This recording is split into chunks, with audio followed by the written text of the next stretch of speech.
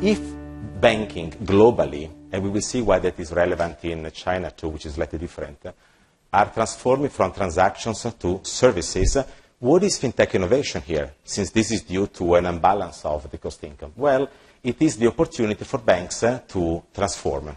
Now, what does it mean? It means that if you remember, I don't know if you noticed, there was a speech by Robert Merton in 2010 in Paris looking at the European regulation.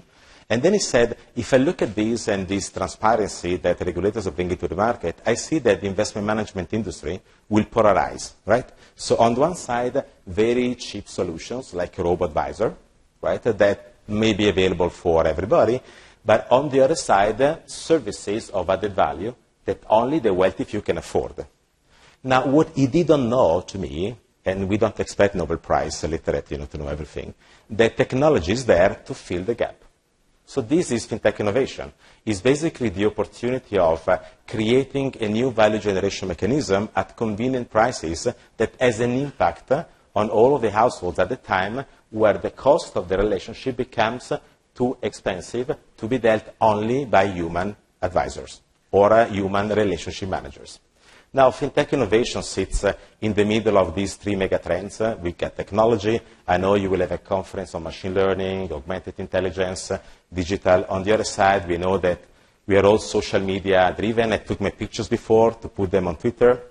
But to me, the real engine of innovation, and that's what the first buyer of this book started tweeting in September last year, is regulation. It might be strange to say that, and I hope that I can share this reasoning with you through this presentation, but since the exit strategy or the biggest buyers of this are banks, banks don't move a finger if regulators don't ask them to do something. Otherwise, they would do something else. So regulation is changing somehow the business model of banks, and technology is the opportunity to do that. But you can do that in two different ways. You can do that by looking at disruptive innovation or looking at sustaining innovation. Now, we need to get an understanding of this where we talk about FinTech innovation for banks. The only graph today, which is taken from Clayton Christensen, that you certainly know better than me, that talks about the difference between disruptive and sustaining.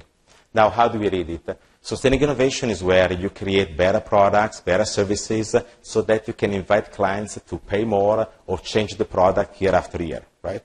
There might be a time where the market's saturated and somebody comes and downshifts the paradigm, selling products and services which are cheaper, and so you open a new market or you change the habit of existing people and consumers. But if you don't find the way out of disruption, it won't be good because you commoditize into a low-margin business, McDonald's for everybody.